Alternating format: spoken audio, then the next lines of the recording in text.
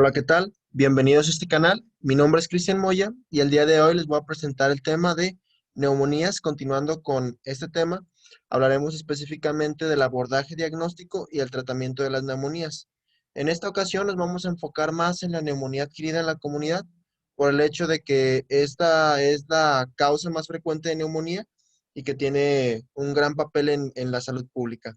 Previo a este video hicimos dos videos en donde explicamos generalidades de las neumonías, mecanismos fisiopatológicos de las neumonías, aspectos clínicos y algo de las pruebas diagnósticas que se utilizan para diagnosticar esta enfermedad.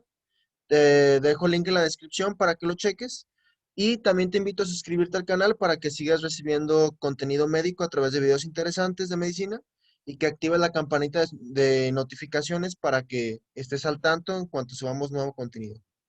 Sin más preámbulo, iniciaremos con el tema. Aclaro aquí que esta presentación va a estar basada en esta guía de aquí, que es la guía del diagnóstico y tratamiento de las neumonías adquiridas en la comunidad, especialmente en adultos, ¿va? Eh, ya no voy a adentrar mucho en explicar, por ejemplo, lo de tinción de Gram, explicar otras pruebas diagnósticas que ya se mencionaron anteriormente, puesto que ya hicimos un video exclusivo de eso. Aquí solamente vamos a revisar algunas preguntas clínicas que todo médico o personal de la salud se puede cuestionar al momento de abordar a un paciente con neumonía. La primera pregunta que nos menciona esta guía, la que aquí mencionamos aquí anteriormente, nos dice que si se debe de obtener una tinción de Gram y cultivos de vías respiratorias inferiores en todas las neumonías para el diagnóstico de estas, ¿va? La guía nos dice que que esto no se recomienda tomarlos rutinariamente en adultos en el manejo ambulatorio, ¿ok? Manejo ambulatorio, recordemos que es básicamente las personas que son diagnosticadas con, en este caso de neumonía, pero que son tratadas fuera de un hospital, que solamente les recetan algo y ya en casa ellos continúan con su tratamiento. En este caso no se recomienda de tomar rutinariamente, pero sí se recomienda cuando existen ciertos factores, entre estos que la neumonía sea severa, especialmente en pacientes intubados. Recordemos que para definir una neumonía severa tomamos en cuenta dos criterios. Uno de estos es que requiera ventilación mecánica por una insuficiencia respiratoria o que el paciente se encuentre en shock y necesite vasopresores. En estas ocasiones, sí es importante tomar la tinción de Gram y los cultivos para de alguna forma identificar meramente el patógeno y ver si este patógeno se relaciona con neumonía severa, ¿va? Porque ya vimos en las explicaciones pasadas, en los videos pasados, que hay patógenos que cuando vemos una neumonía severa debemos de pensar en ellos, como es el caso de Legionella pneumófila. Eh, pacientes que, han- que pacientes siendo tratados empíricamente para Staphylococcus aureus, meticilin resistente o Pseudomonas aeruginosa. También es otro criterio que se utiliza para recomendar la tinción de Gram y cultivos de vías respiratorias. Pacientes previamente infectados por estos dos patógenos ya mencionados anteriormente. Esto es porque estos dos patógenos principalmente se relacionan con resistencia a antibióticos. Entonces, sí es muy importante identificarlos por tinción de Gram, ya que estos patógenos pueden tener grandes problemas tanto en la salud del paciente como en la comunidad. Si este patógeno se expande y infecta a más personas, puede generar un problema de salud pública. Entonces sí es importante identificarlos. Igual más adelante veremos en qué circunstancias precisamente vamos a encontrar un mayor riesgo de adquirir estos dos patógenos que son muy importantes, pero ya es cuestión de, de las siguientes diapositivas. Otro criterio es que los pacientes que fueron hospitalizados y recibieron antibióticos parenterales, ya sea en la hospitalización o no, en los últimos 90 días, también es criterio para tomar tinción de Gram y cultivos de vías respiratorias inferiores.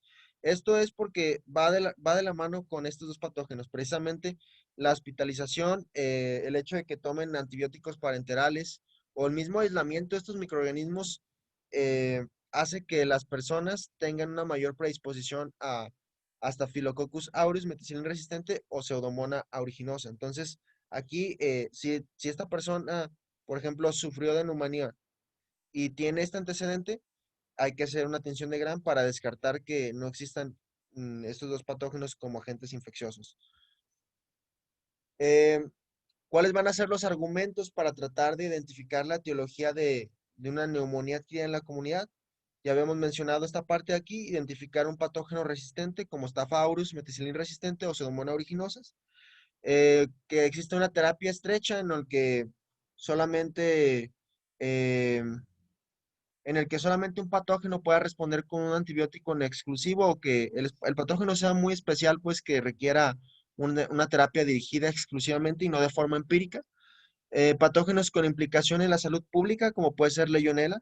Aquí, pues, valdría la pena, valdría la pena identificar los factores de riesgo y epidemiológicos que se relacionen con este patógeno, como puede ser agua y suelos húmedos contaminados por este patógeno.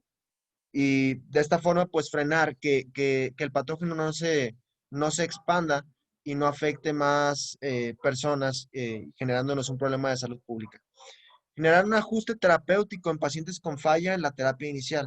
Si bien, si a algunos pacientes se les da un tratamiento empírico y estos no responden adecuadamente, es necesario identificar la etiología para saber qué medidas terapéuticas vamos a adoptar para que a fin de cuentas el paciente se recupere. Y que existe una epidemiología cambiante constantemente de neumonía adquirida en la comunidad que requiere evaluación frecuente, ¿va? Los cultivos de sangre o cultivos sanguíneos, si bien ya mencionamos en qué momentos vamos a pedirlos, ya habíamos visto la neumonía severa o igual identificar patógenos resistentes, estos raramente resultan, sin embargo, estos raramente resultan en un cambio apropiado en la terapia empírica, ¿ok? Muchas veces estos cultivos sanguíneos, en lugar de ayudarnos, pueden generarnos un problema. ¿Por qué? Porque cuando nosotros pedimos un cultivo sanguíneo, este puede tener contaminantes, principalmente procedentes de la piel, los cuales, pues, estos contaminantes pueden tener bacterias, como es el caso de Staphylococcus coagulase negativos, que nos den un falso positivo. O sea, el paciente a lo mejor no está infectado por estos patógenos, pero al momento de obtener el cultivo, de obtener la muestra sanguínea, esta resultó contaminada por la piel y aquí en la piel sí se encuentran estos Staphylococcus coagulase negativos, lo cual nos da un falso positivo y nos haría pensar que el paciente está infectado por ese patógeno. Y esto pues haría que nosotros tengamos un uso inapropiado de antimicrobianos que aumenten efectos adversos y que posiblemente compliquen al paciente, ¿va? Imaginemos que un paciente sale con un falso positivo de Staphylococcus epidermidis, que es un coagulase negativo. En este caso, si damos vancomicina o algún otro fármaco, eh, estos fármacos también tienen efectos adversos que pueden perjudicar, perdón, al paciente. Uno de los efectos adversos más conocidos de la vancomicina es, por ejemplo, el síndrome del hombre rojo, es un trastorno de hipersensibilidad mediado por histamina, eh, por una liberación exacerbada de histamina. Si bien, si se fijan, los cultivos sanguíneos entonces no son una prueba de elección bastante utilizada y solamente se utilizan en las indicaciones que ya les mencioné en las diapositivas anteriores. Eh, Otra de las cuestiones aquí es cuándo pedir un antígeno urinario, ya sea para neumococo o Legionella neumófila. En general, esta prueba no se recomienda tomarla de una forma rutinaria. Sin embargo, se va a solicitar cuando existan precisamente factores de riesgo que se asocien a brotes de Legionella o que el paciente haya viajado a un sitio endémico donde se pueda obtener este patógeno. E igual, en adultos con neumonía severa también se puede pedir este antígeno urinario, ya que Legionella neumófila se asocia a una presentación clínica de neumonía severa, ¿va? Y bueno, en general también se sugiere que este antígeno urinario para Legionella se solicita y también se colectan secreciones de vías respiratorias inferiores para cultivos con medios selectos y pruebas de amplificación de ácidos nucleicos en adultos con neumonía adquirida en la comunidad severa. ¿Ok? Entonces, podemos utilizar estas dos pruebas, el antígeno urinario y colectar las secreciones para amplificación de ácidos nucleicos como una PCR o cultivarlos en medios selectos, ¿va? La siguiente pregunta es, ¿se deben tomar muestras para identificar influenza en adultos con neumonía adquirida en la comunidad? Siempre y cuando el virus, en este caso, sea circulante en la comunidad, se recomienda hacer pruebas rápidas, ¿ok? Las pruebas rápidas generalmente van de la mano con ensayos moleculares para influenza, PCR. Eh, Esta es la prueba de elección para detectar influenza, ¿sí? Y generalmente esta se pide cuando existe una alta circulación en la comunidad. Cuando existe una baja actividad de este virus en la comunidad, las pruebas pueden considerarse siempre y cuando se sospeche el cuadro clínico sea coincidente pues con un cuadro de neumonía por virus de influenza, pero de forma rutinaria no se tomaría si es que no se encuentra una actividad de influenza alta, ¿va? Otro punto a tratar aquí es la procalcitonina como juicio clínico para inicio de antibióticos. Recordemos que la procalcitonina es un biomarcador que nos sirve clínicamente para identificar o sospechar de la etiología de las neumonías. En general, esta procalcitonina tiende a elevarse en la mayoría de los casos en neumonías por origen bacteriano, mientras que en infecciones virales o neumonías virales, esta tiende a ser baja o estar en rangos normales, o si se eleva es muy mínimo, ¿va? En general, esta procalcitonina no debe de ser un biomarcador tal cual, o sea, no puede servirnos de juicio clínico para iniciar antibióticos, ¿ok? Cuando un paciente se sospecha de neumonía, tiene datos de neumonía y ya lo comprobamos radiográficamente, no, a pesar de los niveles de procalcitonina, si estos están bajos, normales o altos, nosotros debemos de iniciar con una antibiótico-terapia empírica, ¿sí? Eh, a pesar del nivel sérico inicial de procalcitonina. ¿Esto por qué? Si bien la procalcitonina se asocia a infecciones bacterianas, hay ciertos patógenos bacterianos que en realidad no elevan la procalcitonina o si lo elevan es muy mínimo, tales como micoplasma, ¿sí? Infecciones por micoplasma pneumoniae, infecciones por legionela. Son bacterias que si bien son patógenos atípicos, que no se relacionan con una elevación de procalcitonina. También existen otras circunstancias como pueden ser las coinfecciones bacterianas con infecciones virales, en las cuales no se ha demostrado o a lo menos no es tan común la elevación de procalcitonina, ¿va? Y bueno, pues aquí tenemos los niveles de procalcitonina. En general, en una infección viral, estas tienden a ser igual o menor a 0,1 microgramos por litro, mientras que en neumonías bacterianas o infecciones bacterianas bueno, neumonías bacterianas como tal, estas tienden a ser igual o mayor a 0,25 microgramos por litro. Esta nos va a ofrecer una sensibilidad para detectar una neumonía bacteriana que va a oscilar entre 38 y 91%. Pero como les dije, nosotros, a pesar del valor de procalcitonina, debemos de iniciar la terapia con antibióticos de una forma empírica para, para no arriesgar al paciente. Bien, antes de iniciar con la terapia de antibióticos y abordar el manejo terapéutico de un paciente, tenemos que cuestionarnos numerosas preguntas. En primer lugar, es comprobar que realmente exista neumonía. Ya vimos en los videos pasados y con lo que les mencioné anteriormente, cómo debemos de abordar una neumonía, qué pruebas se les debe de realizar, la importancia clínica, la importancia radiográfica y la importancia de los estudios microbiológicos que nos harían sospechar de una neumonía. Una vez que se comprueba que el paciente tiene neumonía, la segunda pregunta es, ¿requiere hospitalización o no? Esto es muy importante porque dependiendo de si el paciente va a ser tratado de una forma ambulatoria o de una forma intrahospitalaria, va a ser el manejo terapéutico y este puede variar en ciertas circunstancias, ¿va? El tercer punto es, si requiere hospitalización, este requiere admisión a terapia intensiva o no, o solo a sala general, ¿ok?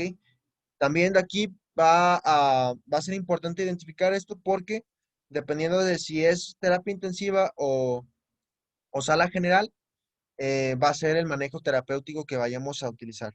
Ahora bien, ¿cómo vamos a identificar cuando un paciente debe ser tratado de forma ambulatoria o si éste debe de ingresar al hospital y si dentro del hospital debe de estar en sala en sala general o terapia intensiva? Para esto nosotros utilizamos índices de severidad, los cuales nos sirven como parámetros pronósticos que nos ayudan a ver si el paciente tiene una alta probabilidad de mortalidad o si el paciente puede recuperarse en un par de días. Para esto utilizamos dos índices de severidad muy importantes. Entre estos está el índice de severidad de neumonía, abreviado como PSI, por sus siglas en inglés, Pneumonia Severity Index. ¿Sí? Este es el parámetro más utilizado y el que nos va a ofrecer un mayor pronóstico del estado clínico del paciente. Este va a evaluar numerosos parámetros clínicos. Evalúa tanto aspectos de edad, presencia de comorbilidades, signos vitales anormales y hallazgos laboratoriales y radiológicos que en su conjunto se suman y nos ayudan a identificar si un paciente debe ser tratado de forma ambulatoria o a terapia intensiva o de forma de sala de espera, ¿va? En general, en grupo uno y grupo 2, los pacientes son ambulatorios, deben de ser tratados de una forma ambulatoria. Grupo 3 es un grupo de riesgo porque está en el límite entre pacientes ambulatorios y pacientes que requieran admisión al hospital o terapia intensiva. Grupo 4 y 5 es admisión directa al hospital o a terapia intensiva, ¿va? Una de dos. Si el paciente, a pesar de los parámetros clínicos, presenta datos de hipotensión que requiera vasopresores o tenga una insuficiencia respiratoria que requiera ventilación mecánica, estos dos parámetros son parámetros clínicos mayores que nos hacen pensar que el paciente debe de ingresar directamente a una terapia intensiva y se le debe de abordar como paciente con neumonía severa, ¿va? Este es el CURB 65. Este es otro parámetro pronóstico, sí, otra herramienta pronóstica que nos ayuda a identificar la gravedad del paciente, la situación clínica del paciente. Si bien esta podría ser es muy utilizado en la práctica clínica dada su simplicidad que implica comparado con el PSI, ¿ok? En el CURB 65 solamente vamos a evaluar 5 parámetros clínicos. Por sus siglas, C significa confusión. La confusión es importante porque evalúa el estado mental del paciente. U hace referencia a uremia considerada mayor a 7 milimoles por litro, o también lo pueden encontrar como BUN mayor a 20, ¿va? Eh, la R quiere decir frecuencia respiratoria, por sus siglas en inglés, respiratory rate, mayor a 30, mayor a 30 respiraciones por minuto. P de blood pressure o presión arterial. Si un paciente está hipotenso, generalmente este va a presentar una presión sistólica menor a 90 milímetros de mercurio y una presión diastólica menor a 60 milímetros de mercurio. Y también la edad es otro factor importante aquí, porque pacientes mayores de 65 años suelen asociarse a neumonía severa. Entonces aquí, si se fijan, evaluamos tanto el estado mental, la uremia pues evalúa también función renal. eh, la frecuencia respiratoria evalúa qué tan severo puede tener una insuficiencia respiratoria del paciente, la función respiratoria. La presión arterial puede identificar si el paciente está con hipotensión o riesgo de shock. Y la edad son pilares fundamentales que nos van a ayudar a identificar al paciente si este debe ser tratado de forma ambulatoria o de forma hospitalaria, ¿va? Entonces, si se fijan, todos esos parámetros son parámetros de severidad. Bien, ¿qué va a pasar si el paciente cumple con alguno de estos parámetros? El abordaje es el siguiente. Si el paciente tiene 0 o uno de los anteriores, de alguno de los puntos anteriores, el tratamiento va a ser ambulatorio. Si el paciente tiene dos parámetros anteriores, se le debe de abordar en la sala general, hospitalizado, pero en sala general. Y si este presenta 3 o más criterios, debe de ser mandado a terapia intensiva porque ya es una neumonía severa. Como dato importante, cuando un paciente tiene 2 o más de los criterios anteriores, es considerada una neumonía severa y el paciente tiene hasta 21 veces más de mortalidad comparado con un paciente que solamente tiene 0 o 1 o un criterio anterior, ¿ok? Entonces es muy importante. Si tenemos dos criterios o más, ya la mortalidad aumenta más de 21 veces. También existen otros criterios menores que nos pueden ayudar a identificar cuando el paciente necesita una terapia intensiva. Estos criterios menores son frecuencia respiratoria mayor a 30 latidos 30 respiraciones por minuto, un índice de presión arterial de oxígeno y de fracción inspiratoria de oxígeno menor a 250, afectación multilobular, confusión o desorientación, uremia, que en este caso lo evaluamos con BUN mayor a 20 miligramos por decilitro, leucopenia menor a 4000, trombocitopenia menor a 100.000 células por milímetro cúbico, hipotermia e hipotensión que requiera resucitación agresiva con fluidos. Si presentamos tres o más criterios menores, también son indicativos de que el paciente debe de ir a terapia intensiva. Bien, ya una vez que tenemos en cuenta los parámetros clínicos y los parámetros de severidad, vamos a iniciar de, con la terapia para neumonías, ¿va? En general, la terapia va a consistir en una terapia antimicrobiana. La terapia antimicrobiana representa el pilar del tratamiento de las neumonías y esta va a variar dependiendo de la situación clínica del paciente, dependiendo de si este va a ser tratado de forma ambulatoria, de forma intrahospitalaria, en sala de espera, o si este va a ir a terapia intensiva, va a ser el régimen antimicrobiano empírico que se va a seleccionar para dichas situaciones. En general, se ha demostrado en numerosos estudios que la combinación de un beta-lactámico con macrólidos, especialmente acitromicina, reduce la mortalidad en comparación con monoterapia de beta-lactámicos. Esto es muy importante. Se han hecho estudios en donde se comprueban esto, se comparan poblaciones y se demuestra que esta combinación, la terapia combinada, ofrece mayor ventaja y reduce la mortalidad de los pacientes. Cuando se trate de Streptococcus pneumoniae, que es la causa más común de neumonía adquirida en la comunidad, podemos utilizar ya sea beta-lactámicos, azólidos y macrólidos o quinolonas respiratorias, ¿va?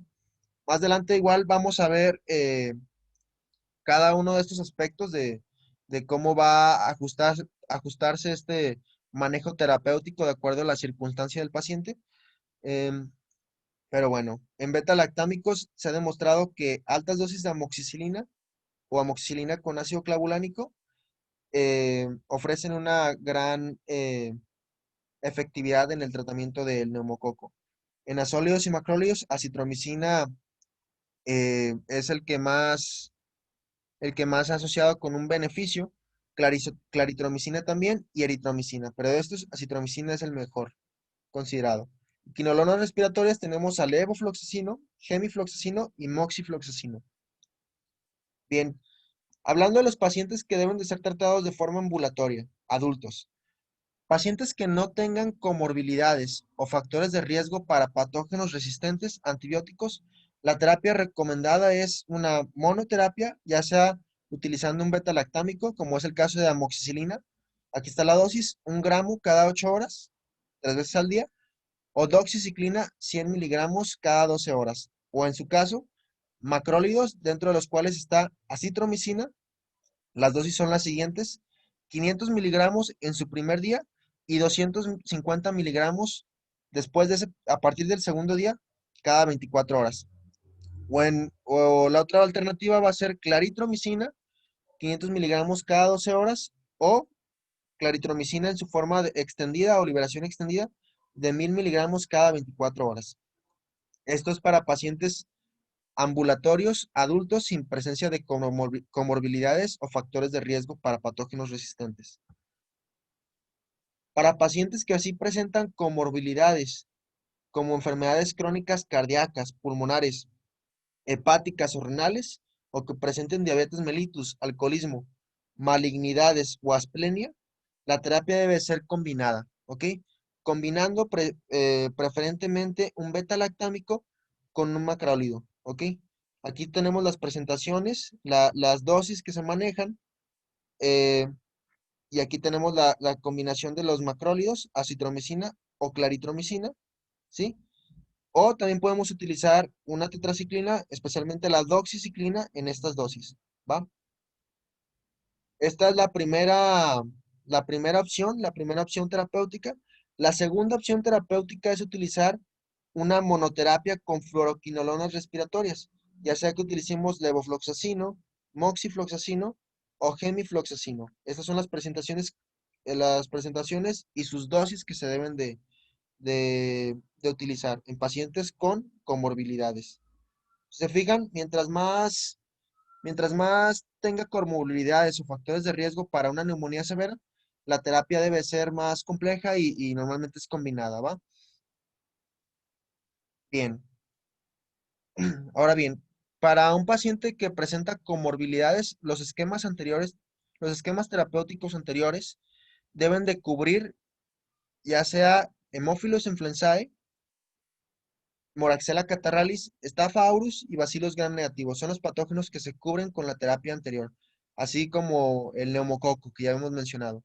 Tenemos que considerar también factores de riesgo y el riesgo-beneficio que esta terapia pueda ofrecernos, ¿ok? Muchas veces los pacientes son sensibles a la terapia y pueden presentar reacciones adversas o, sí, si estos tienen factores de riesgo, se suelen asociar a eventos patológicos. Por ejemplo, si hay pacientes que son alérgicos a los beta-lactámicos y pues pueden presentar hipersensibilidad, etcétera. Lo mismo pasa con macrólidos. Los macrólidos también se asocian a arritmias cardíacas y debemos de ser muy meticulosos aquí porque si el paciente presenta comorbilidades cardíacas, este se puede asociar a muerte súbita. Tenemos que ser muy cuidadosos en esa parte. En el caso de fluoroquinolonas, este se pueden asociar a enfermedades vasculares y también debemos de considerar que el paciente tenga historia de infección por Clostridium difficile, porque recordemos que este patógeno suele presentarse cuando los pacientes eh, se les da una antibiótico-terapia prolongada o en su caso por el consumo de clindamicina o cefalosporina. Son los antibióticos que mayormente se asocian a Clostridium difficile, pero especialmente clindamicina. Eh, Bien, ahora, si el paciente presenta una de estas consideraciones que ya mencioné o tiene factores de riesgo como los que mencioné, se recomienda tratar con antibióticos de diferentes clases para prevenir precisamente estos efectos adversos, ¿va? Bien, ya hablamos del tratamiento ambulatorio que deben de seguir estos pacientes que presentan menos severidad. Ahora hablaremos de los pacientes que deben de ser internalizados y que no presenten factores de riesgo para Staph aureus meticilin resistente o Pseudomonas aeruginosa, ¿ok? Para un paciente que está hospitalizado, que está internado y no presenta una neumonía severa, la combinación de elección va a ser un beta-lactámico y un macrólido. Como ya habíamos mencionado, esta combinación ha reducido los índices de mortalidad en general. Vamos a utilizar ampicilina más sulbactam. La primera opción terapéutica va a ser utilizar un beta-lactámico con un macrólido. En el caso de los beta-lactámicos tenemos ya sea utilizar ampicilina más sulbactam 1.5 a 3 gramos cada 6 horas o cefotaxime de 1 a 2 gramos cada 8 horas o ceftriaxona 1 a 2 gramos cada 24 horas o ceftarolina 600 miligramos cada 12 horas. Esto combinado con un macrólido, ya sea acitromicina 500 miligramos cada 24 horas o claritromicina 500 miligramos cada 12 horas. La segunda opción terapéutica es utilizar una monoterapia de fluoroquinolonas respiratorias. Entre estas destaca levofloxacino 750 miligramos cada 24 horas, moxifloxacino 400 miligramos cada 24 horas. Perdón. O la tercera opción terapéutica es utilizar ampicilina más sulbactam, cefotaxima, ceftarolina o ceftriaxona, más una tetraciclina como es doxiciclina 100 miligramos cada 12 horas. ¿Ok? Aquí no mencioné las dosis porque son las mismas que anteriormente les mencioné aquí. ¿Va? Ahora bien, ¿Qué hacer si se sospecha de una neumonía por aspiración en pacientes internalizados? ¿Se debe de cubrir tratamiento para anaerobios o no? En general no se recomienda cubrir de forma rutinaria tratamiento para anaerobios a menos que se sospeche de dos condiciones, absceso pulmonar o empiema, ¿ok? Muchas veces los pacientes que sufren de neumonía por aspiración, a pesar de que cuando el paciente broncoaspira o sí hay contenido, contenido gástrico, se asocia a la presencia de microorganismos anaerobios. Muchas veces esto no es suficiente para generar complicaciones como abscesos pulmonares o empiema, ¿ok? Eh, Muchas veces estos pacientes tienen una resolución de los síntomas sin necesidad de administrar antibióticos. Dentro de 24 o 48 horas, muchos de esos pacientes solamente con tratamiento de soporte y sin necesidad de antibióticos se recuperan sin la necesidad de utilizar a estos, ¿va? Eh, Como tal, este contenido gástrico que se adquiere tras una broncoaspiración puede generar una neumonitis química. Y como dato importante, de 5 a 15% de las hospitalizaciones por neumonía se asocian a aspiración. En caso de que el paciente presente absceso pulmonar o empiema, que son ya datos de neumonía por aspiración o infección por anaerobios, el tratamiento de elección es ampicilina sola o ampicilina con sulbactam o clindamicina. Tenemos que ser muy cuidadosos aquí y es por eso también que no se considera cubrir rutinariamente con antibióticos a pacientes con neumonía por aspiración porque si se consume clindamicina, este fármaco en general se asocia mucho con Clostridium difficile. Y esto, pues a fin de cuentas, representa un problema porque Clostridium difficile nos puede dar una colitis pseudomembranosa y complicar al paciente, darnos megacolon tóxico y complicarnos al paciente. Entonces, de preferencia, sí, hay una neumonía por aspiración y no hay datos de empiema o absceso pulmonar, solamente se trata de con tratamiento de soporte y si hay estos, pues se da la antibiótico-terapia, ya sea con ampicilina, sulbactam o clindamicina, ¿sí? En pacientes hospitalizados con factores de riesgo para estafa aureus meticilin resistente o pseudomonas aeruginosa, ¿se deben de tratar con terapia de amplio espectro? Siempre y cuando existan factores de riesgo asociados a estos dos patógenos, sí se debe de tratar, ¿ok? Va a depender de qué patógeno estemos hablando, si es Staph aureus meticilin resistente o Pseudomonas aeruginosa, el régimen terapéutico que vamos a utilizar. Antes que nada, mencionar que existen factores de riesgo que anteriormente ya comentamos, pero vale la pena recapitular aquí para predisposición de estos dos patógenos. El primero es que exista aislamiento previo de microorganismos. Si el paciente anteriormente estuvo infectado por estos patógenos, principalmente en vías respiratorias inferiores, se puede asociar a una nueva recidiva de estos. Si el paciente tiene hospitalización reciente, sobre todo menos de 90 días, también se considera un factor de riesgo para estos patógenos.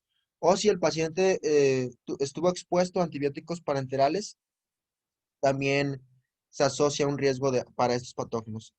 Si un paciente presenta estafa aureus meticilin resistente, el tratamiento consiste en dar vancomicina, 15 miligramos por kilogramo cada 12 horas, o linezolid, 600 miligramos cada 12 horas. Estas son las dos opciones que se presentan.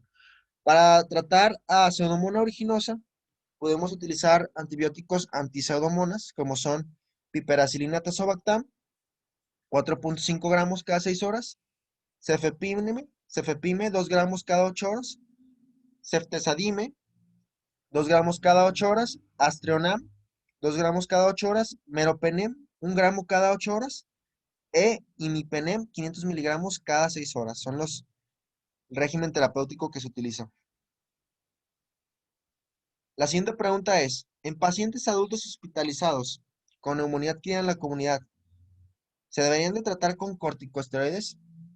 Sin lugar a dudas, los corticosteroides En algunos metaanálisis o estudios se han demostrado que tienen beneficio al reducir la mortalidad en neumonías severas. Sin embargo, estas no se recomiendan de forma rutinaria, tanto en pacientes que padezcan una neumonía no severa o neumonía por influenza, ya que se asocia a efectos adversos que pueden complicar la situación clínica del paciente. Pueden asociarse a hiperglucemia, sí, que requiera tratamiento, o estos pueden aumentar el riesgo de infecciones secundarias, ¿ok? Si bien, pues sí, hay estudios que demuestran que estos son benéficos, pero si se fijan, solamente en neumonía adquiere en la comunidad severa, ¿ok? Si este presenta neumonía no severa o por influenza, en ciertas circunstancias se puede utilizar, pero no de forma rutinaria, ¿sí? La siguiente pregunta es, en pacientes que dieron positivo para influenza, ¿estos se deben de tratar con tratamiento antiviral? Siempre que se identifique a influenza, al virus de influenza como agente de neumonía, como una neumonía típica, estos se deben de tratar independientemente de la duración de la enfermedad antes del diagnóstico. Generalmente utilizamos como tratamiento antiinfluenza fármacos inhibidores de la neuraminidasa, como es el caso del oseltamivir. Y este oseltamivir ha demostrado ser muy importante porque reduce la duración de síntomas y las posibles complicaciones de una neumonía por influenza, por virus de influenza. En general, los beneficios son mayores cuando la terapia se inicia dentro de las 48 horas del inicio de los síntomas. Entonces es muy importante que si identificamos una neumonía por influenza, la terapia sea temprana, sea dentro de estas primeras 48 horas para que los beneficios sean mayores. Y ya, como mencionamos, independientemente de la duración, si el paciente ya duró 5 días con influenza o lleva un solo día, se le debe de tratar con tratamiento antiviral para prevenir precisamente las complicaciones y que los síntomas sean menos severos y la duración de estos disminuya. Ahora bien, la siguiente pregunta es, ¿se debe de incluir una terapia antimicrobiana en pacientes que dieron positivo para influenza? ¿Cómo es eso? O sea, ¿cómo vamos a dar antibióticos a un paciente con influenza? Muchos se podrían preguntar esto. Sin embargo, las guías nos mencionan que sí es recomendable incluir una terapia antimicrobiana estándar. Esta debe ser inicialmente prescrita, igualmente cuando se inicia la terapia antiviral. ¿Por qué? Bueno, ya habíamos mencionado en los videos pasados que muchas veces las bacterias aprovechan una neumonía viral, en este caso neumonía por influenza, para coinfectar de una forma simultánea o de una forma tardía al mismo paciente. ¿Ok? Generalmente, los pacientes que desarrollan neumonía por influenza, ¿sí? Hay una porción o un porcentaje de estos pacientes que pueden coinfectarse por bacterias. Esto Am, normalmente sucede 6 días tras el inicio de los síntomas de la neumonía por influenza o cuando existe la mayor tasa de replicación viral por parte de la influenza. Es aquí cuando las bacterias aprovechan y pueden coinfectar ya sea de una forma simultánea o presentarse después complicando los síntomas del paciente. Ya habíamos mencionado en los videos pasados también que Staph aureus es el principal patógeno que aprovecha esta circunstancia e infecta a pacientes con neumonía por influenza. Pero también existen otros patógenos que se pueden asociar a esto, como es el caso de Streptococcus pneumoniae, Haemophilus influenzae y Streptococcus del grupo A. ¿Qué hacer si el paciente tiene nomás neumonía por influenza y no se han encontrado datos de neumonía bacteriana o de una infección bacteriana? Si el paciente no presenta datos de infección bacteriana, la antibioticoterapia puede detenerse de 48 a 72 horas después de iniciar la neumonía viral, del tratamiento antiviral. Siempre y cuando el paciente no tenga biomarcadores, como es el caso de procalcitonina, aunque ya habíamos visto que esto, pues, eh, si bien no es tan confiable porque pues puede haber patógenos que no eleven la procalcitonina, o ya habíamos mencionado también que cuando existe esta coinfección de virus con bacterias en una neumonía, muchas veces la procalcitonina no se eleva, si bien este punto es debatible, o si no existe evidencia microbiológica o datos de infección bacteriana, también se debe de detener la antibiótico-terapia. Aunque esto es controversial, de 48 a 72 horas es, es el margen en el cual podemos detener la, el tratamiento antimicrobiano. En evidencia microbiológica, pues están las tinciones de Gram, los cultivos o los mismos datos de infección bacteriana. Muchas veces las bacterias ya habíamos visto que se pueden asociar a consolidaciones, hay ciertos patrones radiográficos que pueden orientarnos a esto, ¿va? Ahora bien, ¿cuánto debe de durar la antibioticoterapia en pacientes? ¿Ok? La duración de esta antibioticoterapia va a depender de numerosos aspectos. Entre estos va a estar la estabilidad clínica del paciente. Existen ciertos parámetros que nos ayudan a evaluar la estabilidad de un paciente. Entre estos está la resolución de alteraciones de signos vitales, es decir, que el paciente em, restablezca su temperatura, restablezca su saturación de oxígeno, su presión arterial, etcétera. Estos factores son determinantes que nos van a brindar los signos vitales, ¿va? Si se restauran estos parámetros y además el paciente tiene la habilidad para comer o su estado mental es normal, la duración de la terapia debe de ser de 5 a 7 días. Normalmente los pacientes cuando se les inicia la antibioticoterapia tienden a mejorar mucho a los 5 días, ¿va? Sin embargo, para asegurarnos podemos hacer que esta terapia se prolongue hasta los 7 días. Puede ser este el margen. Ahora bien, si el paciente no, no se restablece clínicamente en 5 días, bueno, esto se asocia a una mayor mortalidad y un peor pronóstico en los pacientes con neumonía.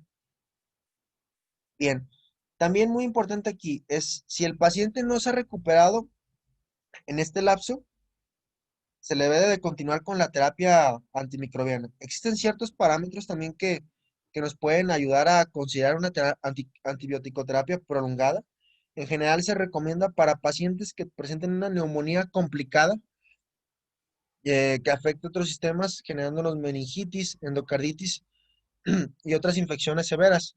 O también se puede prolongar esta antibioticoterapia cuando existen infecciones con otros patógenos poco comunes que no se consideraron en esta guía, como es el caso de Burkholderia pseudomallei, Mycobacterium tuberculosis u hongos endémicos.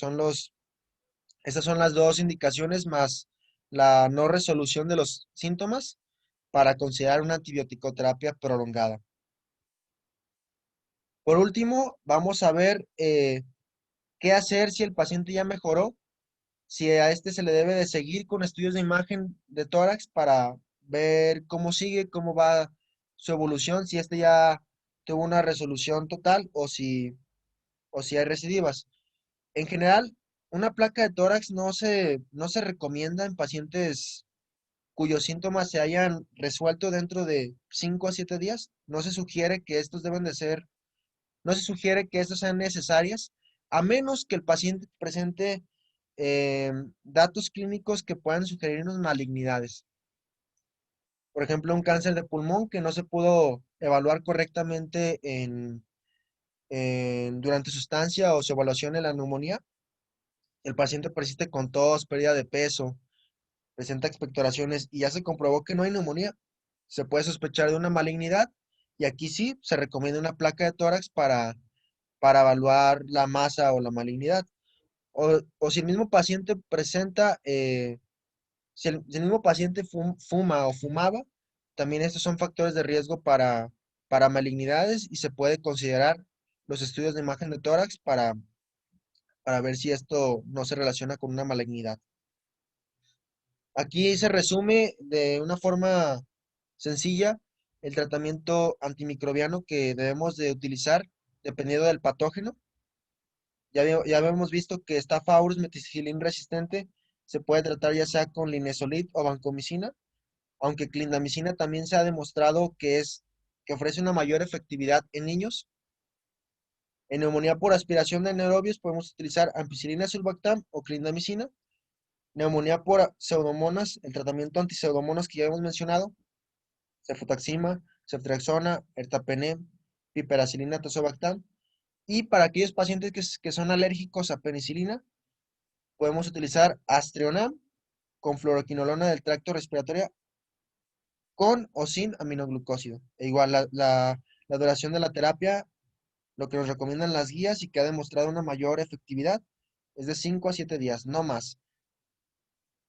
Igual esto de la antibiótico-terapia, de la duración, se demostró en estudios que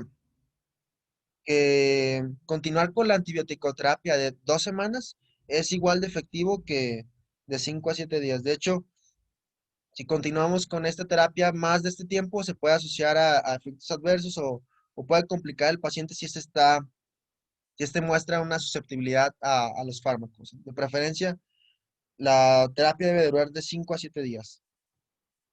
Por último, la prevención. Em, en general, los patógenos más comunes en neumonía adquirida en la comunidad ya hemos visto que es neumococo, em, y Haemophilus influenzae, así como algunos virus respiratorios. ¿Cómo vamos a prevenir esto? Bueno, precisamente utilizando vacunas contra neumococo e influenza. Estas han demostrado que disminuyen la incidencia de hospitalización, el grado de neumonía y la mortalidad en los pacientes. La vacuna contra influenza, eh, del virus de la influenza, perdón, se sugiere para cualquier persona de 6 meses de edad o que ésta sea mayor que presente riesgo de complicaciones. Riesgo de complicaciones en una neumonía por influenza son edad mayor a 50 años, que la persona viva en zonas aglomeradas como los asilos, enfermedades cardíacas o pulmonares crónicas, diabetes, enfermedad renal crónica, trastornos hematológicos, inmunosupresión, terapia crónica con salicilatos, embarazadas, sobre todo en el segundo y tercer trimestre, y trabajadores de la salud. A esto se recomienda vacunar contra influenza. Eh, en cuestión a la vacuna para neumococo, esta generalmente se recomienda en personas mayores de 65 años de edad, o aquellos que anteriormente tuvieron una neumonía adquirida en la comunidad por neumococo y que se recuperaron. Para prevenir su recidiva se recomienda esta vacuna, ¿ok? Y también algo importante es evitar fumar, ya que ya habíamos visto que el hecho de fumar nos predispone a enfermedades crónicas como el EPOC, y el EPOC pues puede complicar una neumonía dándonos una neumonía severa. Por mi parte ha sido todo. Les agradezco por su atención. Espero que esta exposición les haya sido de utilidad. Si tienen dudas del tema, pueden escribirlo en los comentarios. Con gusto se los responderé. No olviden suscribirse al canal para más contenido y compartir este video. Saludos y hasta la próxima.